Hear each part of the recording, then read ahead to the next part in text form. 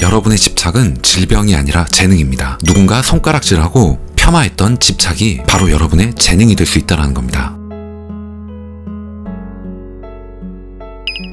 안녕하세요, 따독따독입니다. 여러분은 성공합니다. 왜냐면 지금 저와 함께하고 있기 때문입니다. 오늘은 베스트셀러인 책 10배의 법칙의 저자인 그랜트 카돈이 이야기한 내용과 제 생각을 함께 여러분들께 전해드리도록 하겠습니다. 저는 이 집착에 대한 부분을 읽으면서 집착은 몰입과도 같다 이런 생각을 했습니다. 그랜트 카돈은 이렇게 얘기를 합니다. 자신의 영역, 목표, 꿈, 야망을 지배하려면 먼저 자신의 모든 관심, 생각, 고려를 지배해야 한다. 집착은 당신이 가고자 하는 길로 가는데 꼭 필요한 특성이다 라고 얘기를 했습니다.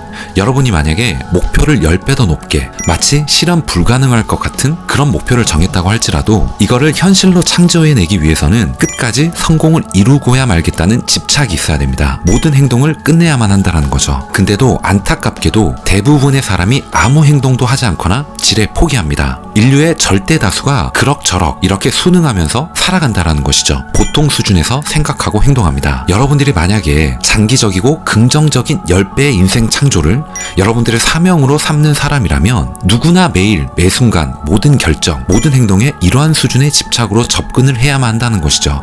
남들과 비슷하게 해서는 절대 이룰 수가 없다라는 겁니다. 여러분들 자신의 생각을 확실하게 사로잡지 못한다면 어떻게 다른 사람의 생각까지 사로잡을 수 있을까요? 여러분들의 타고난 집착 본능을 억압할 필요는 없다라는 겁니다. 지금까지 해왔던 얘기와는 완전히 다르죠. 뭔가에 집착한다라는 거는 우리는 부정적인 이미지가 강합니다. 특히 부정적인 생각에 집착을 한다라거나 아니면 나와 헤어진 연인에 대해서 집착을 한다라거나 배우자에 대해 집착한다라거나 이런 집착이라는 단어가 주는 부정적 의미 때문에 우리는 보통 그 단어를 쓰지 않고 있습니다. 하지만 오늘은 그 반대 측면을 얘기해보고자 하는 거예요. 어느 정도 집착하지 않고 위대함을 달성한 사람이 한 명이라도 있다면 여러분들 한번 떠올려 보시겠습니까? 예술가든 음악가든 발명가든 사업가든 누구든 좋습니다. 우리는 무언가에 몰입하고 헌신하는 그런 모습에 감탄하곤 합니다. 그런 사람들은 이렇게 얘기를 하곤 하죠. 일이 휴가보다 낫다. 얼마 전에 제가 넷플릭스에서 봤던 인사이드 빌 게이츠라는 데에서 빌 게이츠가 이렇게 얘기를 합니다. 나는 휴가나 휴일이라는 개념을 믿지 않았다. 이건 뭐냐면 매일 아침에 눈을 떠야 할 목적을 갖는 게 그만큼 중요하다라는 겁니다. 여러분들 아이를 한번 볼게요.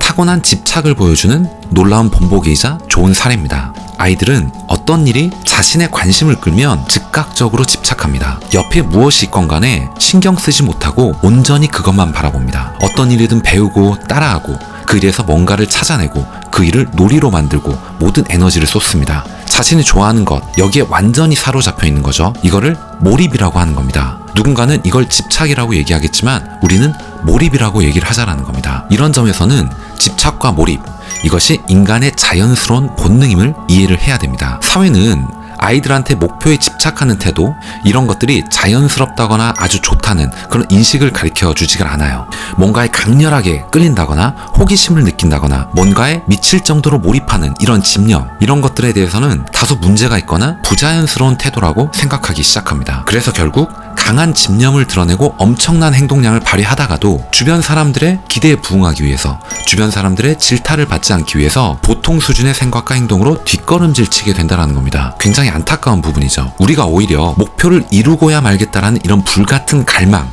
이거를 결점이 아니라 질병이 아니라 재능으로 본다면 어떨까요? 집착이 위대함을 낳기 때문입니다. 흥미롭게도 꿈에 집착한 사람이 마침내 성공하면 미친 사람이란 꼬리표는 떨어집니다. 대신에 천재, 규칙에서 예외적인 인물, 탁월한 사람이란 명칭이 새로 붙어요. 여러분들 일론 머스크나 에디슨, 그리고 아인슈타인, 스티브 잡스 한번 떠올려 보십시오. 맞습니다. 집착이 위대함을 낳습니다.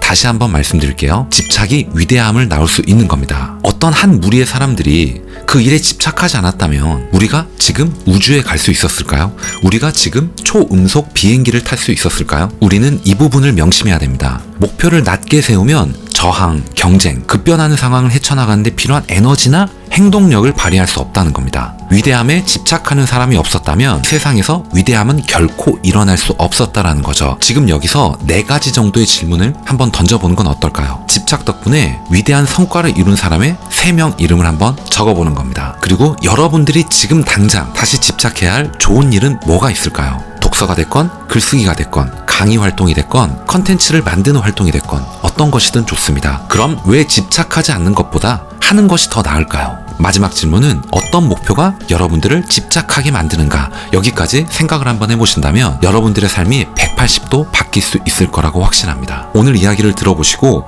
집착에 대한 여러분들의 생각이 완전히 바뀌었기를 바랍니다. 처음부터 거침없이 목표를 향해 질주하고요. 경주 내내 그 속도와 끈기를 유지하시면 됩니다. 여러분들이 포기하지만 않으면 실패란 없는 거죠. 여러분들이 고객을 방문하거나 뭔가를 세일즈해야 할 때, 제품을 설명할 기회를 얻었을 때 적극적으로 이 제품의 홍보와 제안을 먼저 하지 않는다면 사업을 해야겠다라는 생각은 아예 접는 것이 좋습니다. 그만큼 내가 해야겠다라는 목표, 열망, 갈망이 가득하다면 거기에 몰입해서 집착을 해야 한다는 겁니다. 때론 이런 방법도 좋아요. 거창하게 주장하고요. 무리하게 약속도 해보십시오.